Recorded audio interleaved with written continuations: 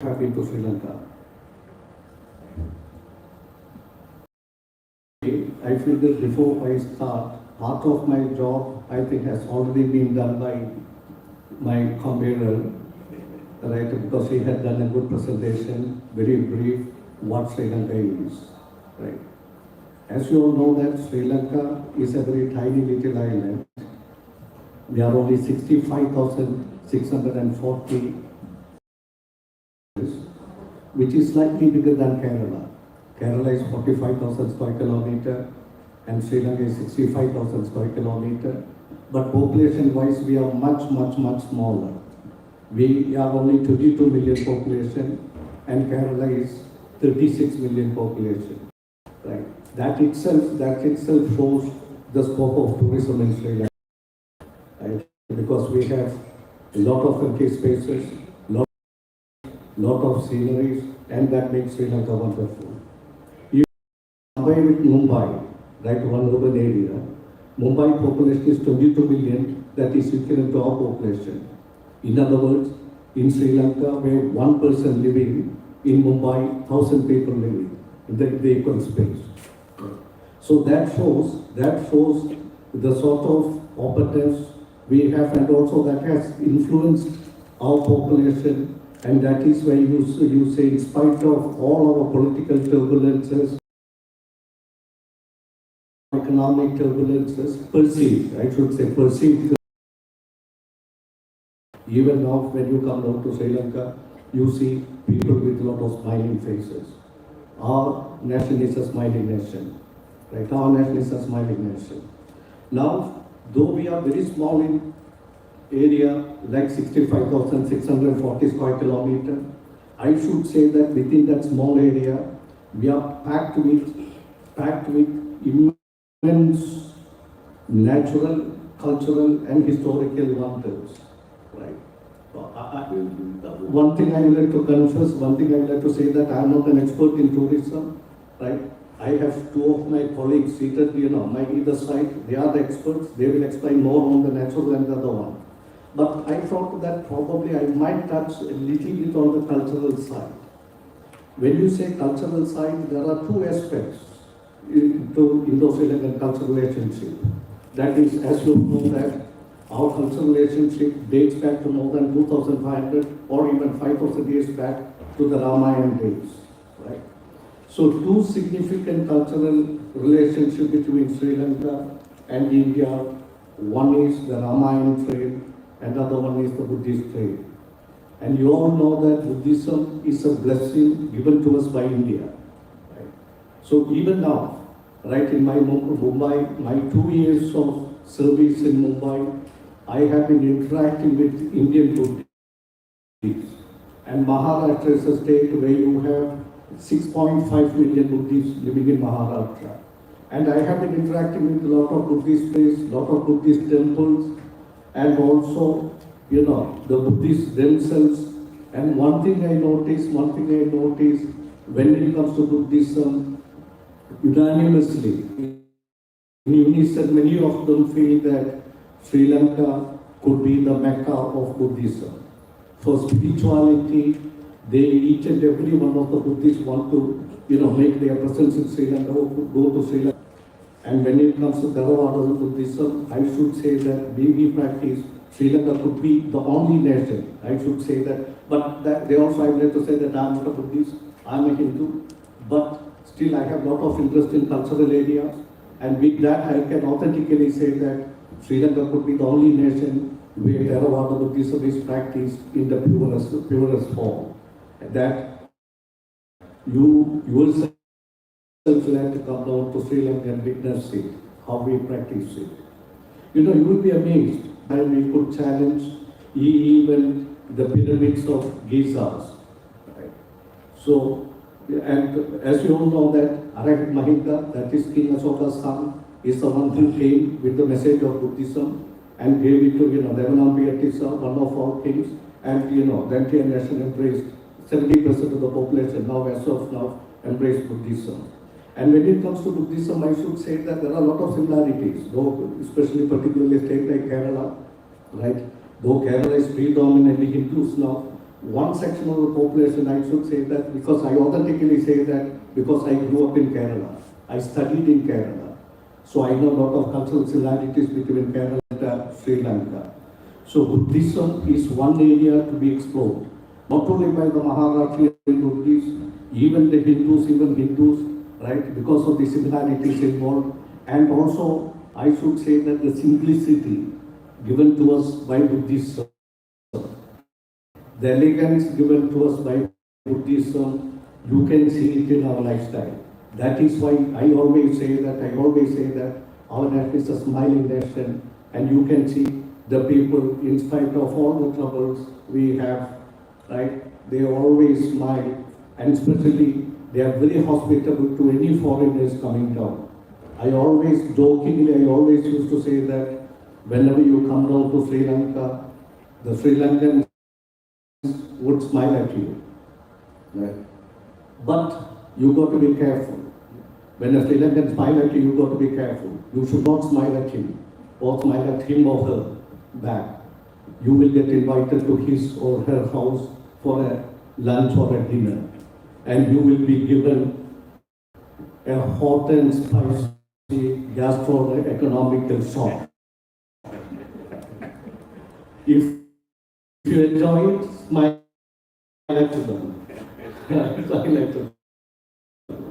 Anyway, now the cultural one side, the second area I thought of, I will touch upon the Ramayana trail, Ramayana area. Ramayana, if you look at Ramayana, because I have done a lot of studies on Ramayana, if you look at, there are 3-4 tribes on Ramayana.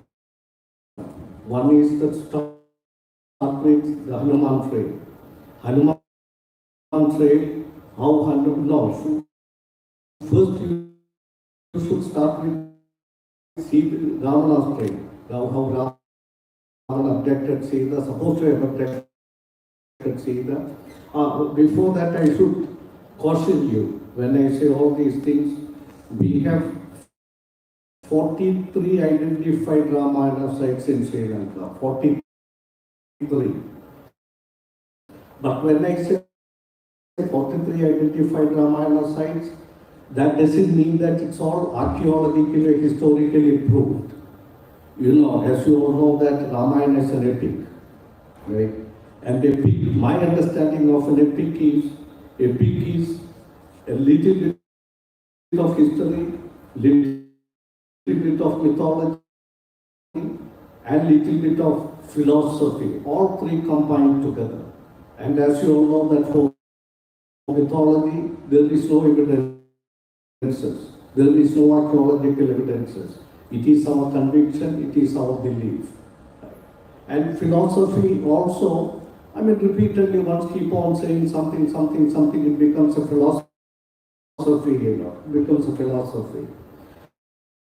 But, you know, the Ramayana sites, 43 Ramayana sites, if you say that has been corroborated by various scholars on the basis of Valmiki Ramayana, how Valmiki has written Ramayana, and validated by some of the authentic from the TV serial, right? Sita brought back either the Kodika, and another one is where Sita was supposed to have done Agni Pariksha, right? Agni Pariksha, right?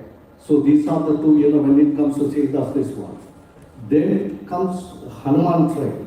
That is how Hanuman came in search of Sita, and where Hanuman stopped, the first place landed, where Hanuman landed, then went to his, palace to see, searching for Sita, where, according to Valmiki Ramayana, this is not I'm quoting, according to Valmiki Ramayana, it was an amazing sight, right? When he landed, when he went to Sri Lanka, right, it was amazing, it was supposed to be very beautiful, everything is beautiful, everything is orderly, right, and he was amazed. And I'm sure that if you come down to Sri Lanka even now, you will be able to see more or less a replicate of the same Hanuman's description, right? Because we are packed with that sort of wonders. Okay, that is Hanuman's thing. Then comes Rama. From Ram Setu right? Ram Setu involves the war, wherever the war taken place, where Lakshman got injured, and where Lakshman was treated. Then when Hanuman went back and brought Mrita Sanjeevani, and how the Mrita Sanjeevani pieces and bits and pieces of Mrita Sanjeevani was fallen in various places, and those places have been identified. And once Rama came in, the temples Rama went and worshipped. The first temple Rama went and worshipped was Ram Setu. Right, the moment he came to the closest area, there is a place called Manna. I think in your map you can see it, Manna. There is a temple called Tiruketishwaram, and that was supposed to have been built by Mandodari. Mandodari, Ravana's wife, Mandodari's father, Mayasuran, right?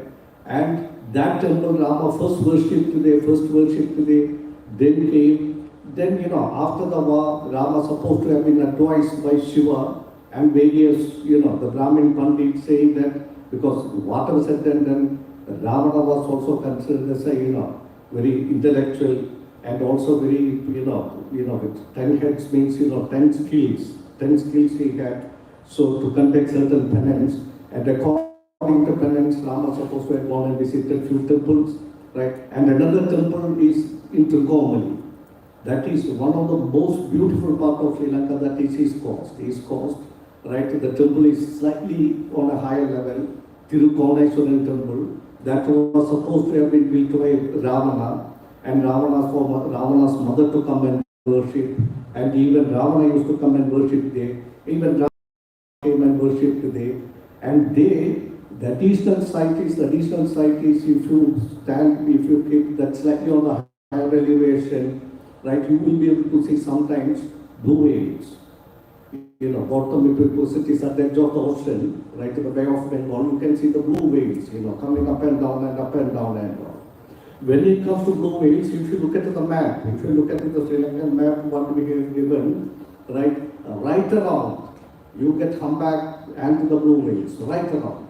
And this is where I say that Sri Lanka is a wonder. If you get into the sea areas, you get to the, humpback as well as the blue whales, then hundreds of dolphins jumping up and down.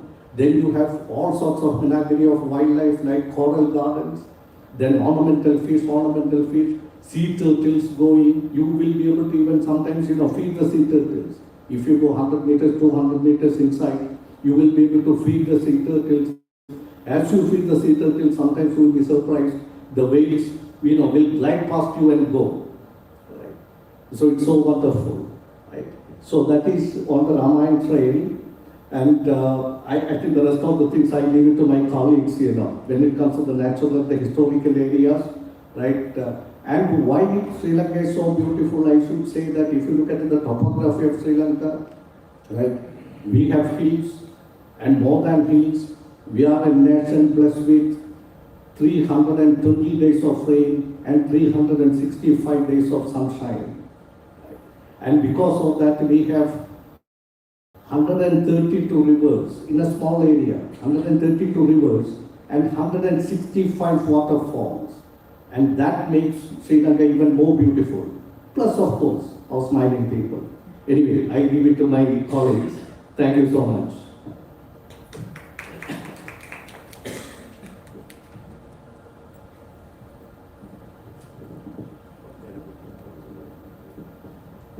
Good evening, everyone. I think that was a great introduction coming from none other than Indian to endorse Sri Lanka as a destination. Thank you very much, sir, for that detailed description given.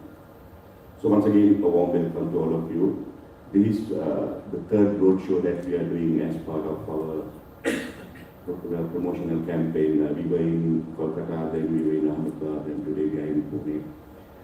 Because Sri Lanka, for Sri Lanka, India is one of the biggest and one of the most attractive and top markets. Because if you read for the 2023, just a few days back, we welcomed 1 million tourist arrivals in the country, and of which 22 to 4% contribution is from the Indian market. So Indian market plays a significant role. Another thing that you have to understand is we are a destination that could be promoted very easily right around the year. We are not a country that is seasonal. There is no seasonality in our country. the destination that your TMCs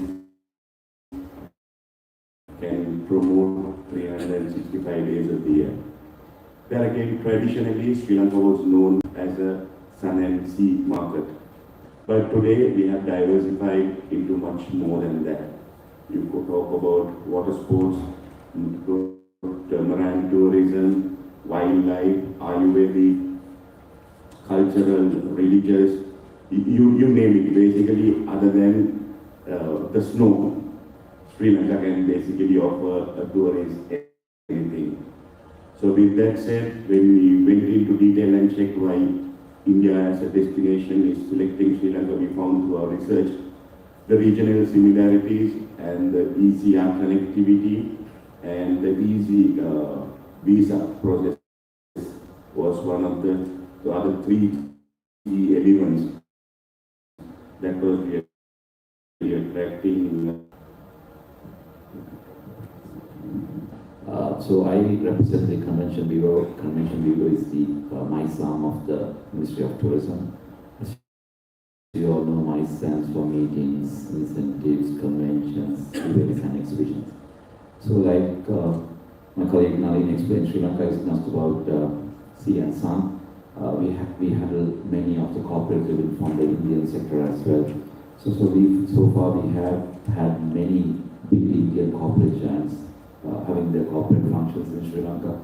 Groups like Pfizer Pharmaceutical, Lupin, Tata, to Bosch, Alliance, you name it, they have had their functions. So we just want to tell the industry that Sri Lanka is ready not just as a leisure destination to welcome your corporate sector as well. So as Nalin mentioned, today is our last roadshow, but we will come back. We have been having many roadshows throughout the year in India, and we will come back again next year, continue to spread the word and position Sri Lanka as a corporate destination for MICE travelers. So thank you, and we are open for your questions. One thing that I would like to inform all of you all, as you know, after the pandemic, the country went through political turmoil, but as of now, Sri Lanka is extremely safe and there's absolutely no problem. So I request all my media colleagues to take this message very clearly to the Indian community, saying that Sri Lanka is safe and they can, without a problem, travel any time of the year. So please take that message. As you know, we earlier had a campaign, mainly we used to say, visit Sri Lanka, but with this Indian tour, we are globally with a new campaign where I will say, you come back for more. Sri Lanka, you come back for more, which is going to be our new tagline. Because like how I mentioned and Dr. mentioned and my colleague mentioned, so therefore we don't want Sri Lanka, because we have our repeat rate is extremely high, somewhere close to 30%. So that's something that we will focus on. Why you have so many repeaters is because there's something attractive and there is much more than that one could absorb at one given time. So politically, we are absolutely in a steady situation and the country is moving as usual, absolutely no problem, no scarcities, nothing. So please take that message to the Indian market. Thank you.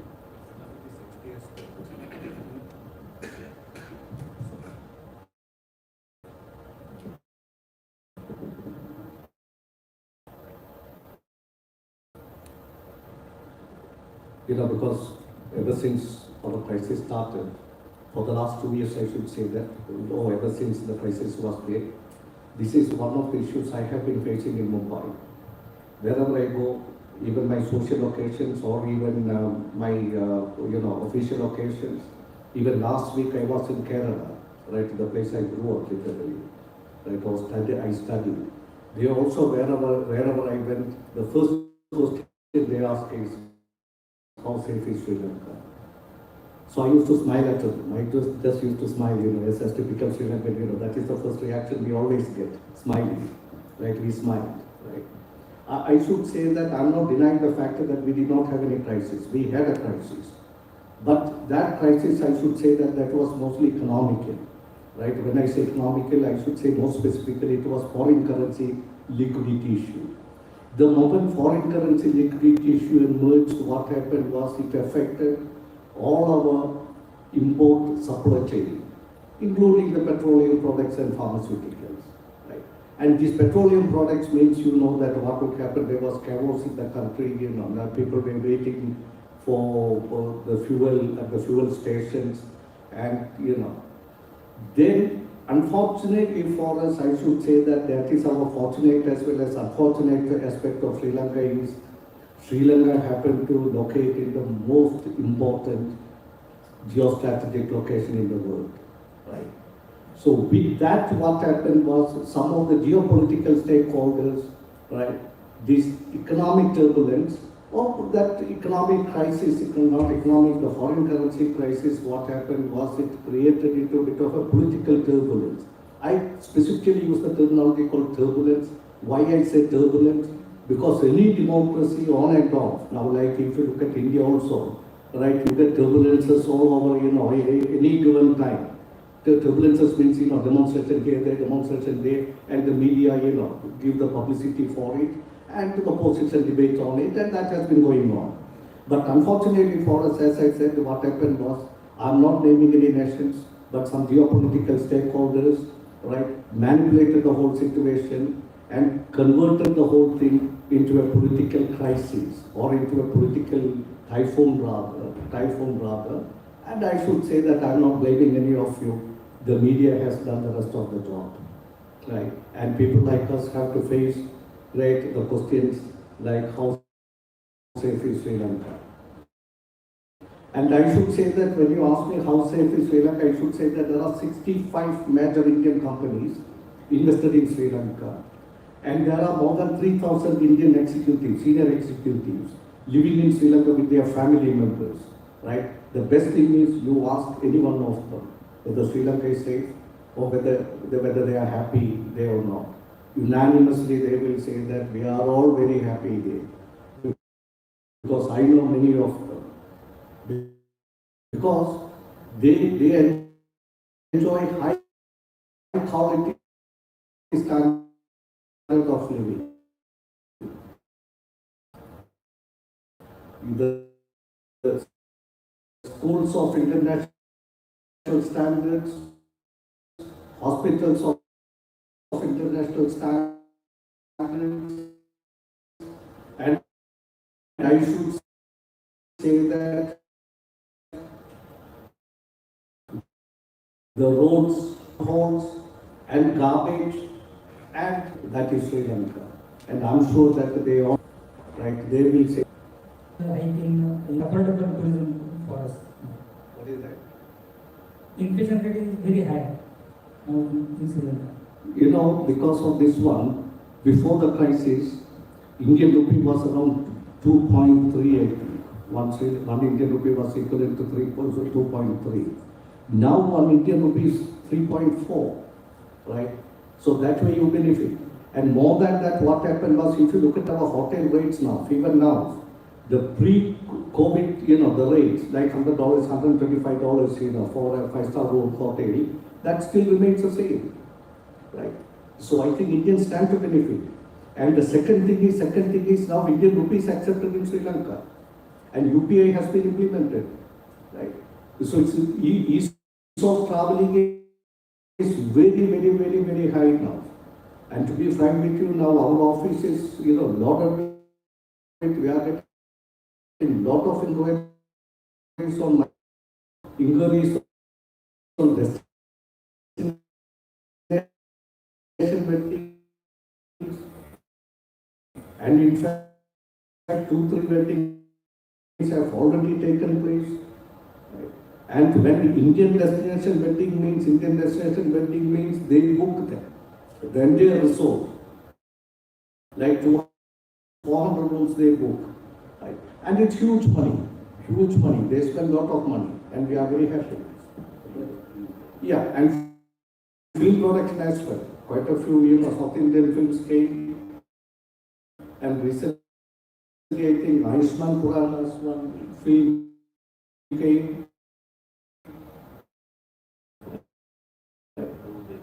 Who- Yeah, Gurudeva came.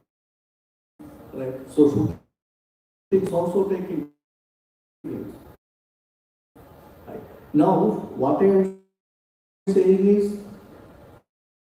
it is a Herculean task on our side.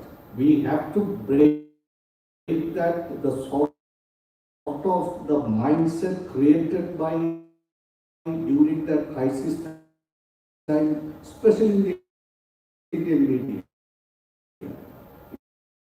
The Indian media, that we have to break it.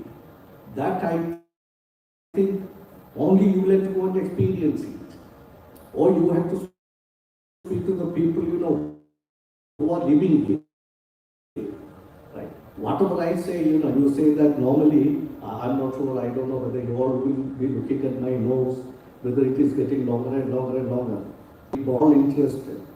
And if they want to come and invest in Sri Lanka, or if the government of India want to, sign this MOUs on, various long-term projects, or if Sri Lanka is economically, so go by those. Like it was around 4 lakhs. So, Football rules? like the tourist was So, like sir. tourism, yeah. And why did you choose Pune? Because there are big cities like Mumbai, Delhi for road shows. Why Pune? No, Mumbai we have already done. Last year we have done. Last year, my understanding is Mumbai we have done, then Chennai we have done, Hyderabad we have done, Cochin we have done. No? Yeah, so we started after we came out of the pandemic, the first country we chose was India. So we started from Delhi, Mumbai, Hyderabad. Then we went to the south. We did Kerala, that 2 cities there, and then we have come here. The reasons why we have chosen, for example, Kolkata, Gujarat, Ahmedabad, and Pune. These are all big cities that travel well, especially Ahmedabad and Kolkata. And Sri Lankan Airlines used to fly direct services. And we see a rising growth of arrivals from these cities. So that's a reason why we are conducting roadshows. Which state contributes the maximum tourists in this 170 wala figure? So it's India. Currently, India is our number one arrivals like in passing India and the states. So basically the north and the south.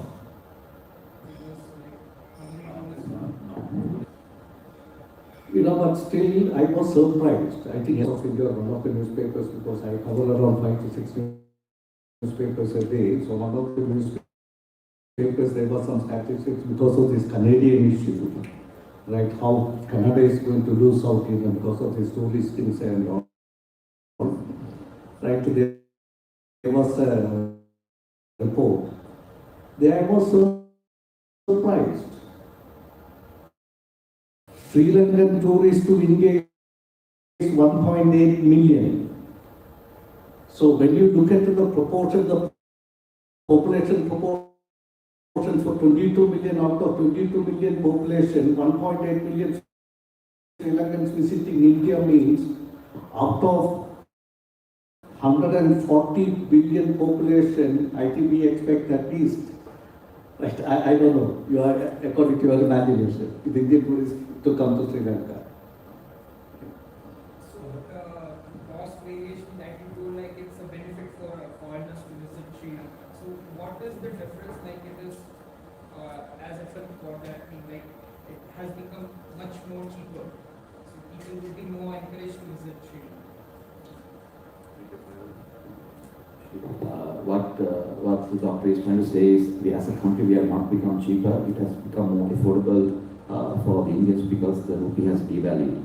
But actually, if you look at our hotel rates are actually increased now, especially the city hotels, because the government has come up with a minimum city hotel rate just because we see that foresee the coming in the winter is going to be good for us. So we want to maximize the revenue. So for the securities, we have started a minimum rate starting from $100 plus for 5-star. So, but the point is for Indians, Sri Lanka has become more affordable, even at the current higher little increased rates. Another big question that comes into the tourist mind is about security. So how do you like assure the tourists who visit there, like there would be a very good security? If there's any issues, they can contact some office. Okay, the third will take it.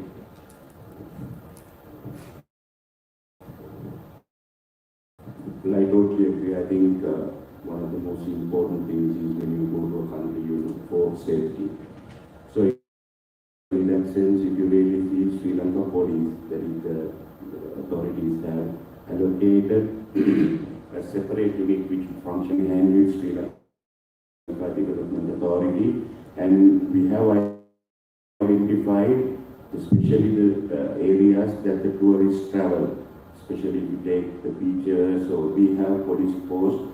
Not that anyone will come and try to hit you and attack, but in case if there's a problem, any concern, you can reach tourist police where they will take immediate action to do that. In addition, as we are in the modern era, we are in the process of formulating an app. So any tourist who land in Sri Lanka can download the app. You can see what attractions in the area, you name it, the restaurants. The most important thing is aspect is the security. Which tuk-tuk do you take, which taxi do you take, what's the number. So all that aspects are, those aspects are covered. So thereby any tourist coming into the country will feel much more safer than